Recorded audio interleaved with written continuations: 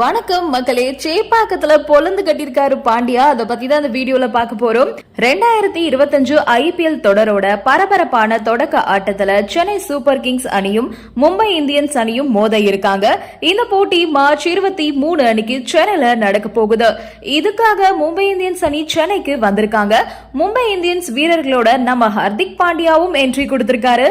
அது சில பேருக்கு ஆச்சரியத்தை ஏற்படுத்தியிருக்கு.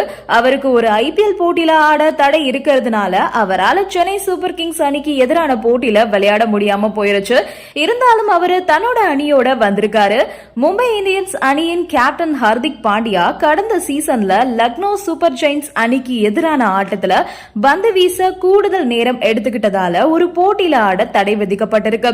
இதனால அவரு சென்னை சூப்பர் கிங்ஸ் அணிக்கு எதிரான போட்டியில விளையாட முடியாத நிலை ஏற்பட்டிருக்கு. இருந்தாலும் அவரு மும்பை இந்தியன்ஸ் அணியோட சென்னைக்கு வந்திருக்காரு.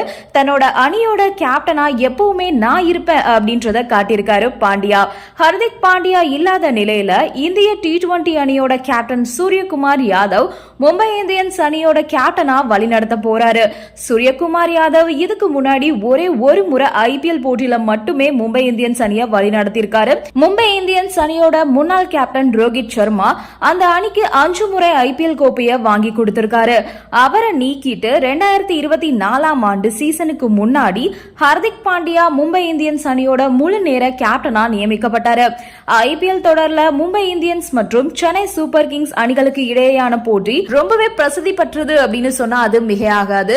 ஏன்னா 2 அணிகளுக்குமே அந்த மாதிரி ஒரு போட்டி தான் எப்பவுமே நிலவும். 2 அணிகளுமே பல வருஷமா ரசிகர்களுக்கு மறக்க முடியாத போட்டிகள் எல்லாம் கொடுத்துட்டு இருக்காங்க. வர இருக்கக்கூடிய ஐபிஎல் சீசன்ல இந்த 2 அணிகளும் எப்படி விளையாட போறாங்க அப்படின்றத பார்க்கவே ரசிகர்கள் ரொம்பவே ஆவலோட காத்துட்டு இருக்காங்க. அது மட்டும் இல்லாம இந்த முறை நான் பேட்டிங் செய்ய வரும்போதும் டாஸ் போட வரும்போதும் உற்சாக குரல்களை எழுப்புமாறு கேட்டுக்கிட்டாரு பாண்டியா. கடந்த ஆண்டு நடந்த மோசமான விஷயங்களை மனசுல வச்சுக்கிட்டு தான் அவர் இந்த கோரிக்கையை ஃபேன்ஸ் கிட்டேயும் வச்சிருக்காரு.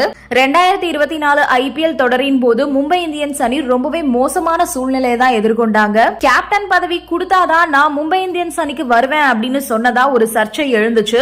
அதனால ரோஹித் சர்மாவோட கேப்டன் பதவி பறிக்கப்பட்டதா ரசிகர்கள் பாண்டியா மேல கடும் கோபத்துல இருந்தாங்க. ஆனா இப்போ எல்லாமே சரியாயிருச்சு. ஏன்னா பேக் டு பேக் 2 ஐசிசி டிராஃபியை பாண்டியா வாங்கி கொடுத்திருக்காரு.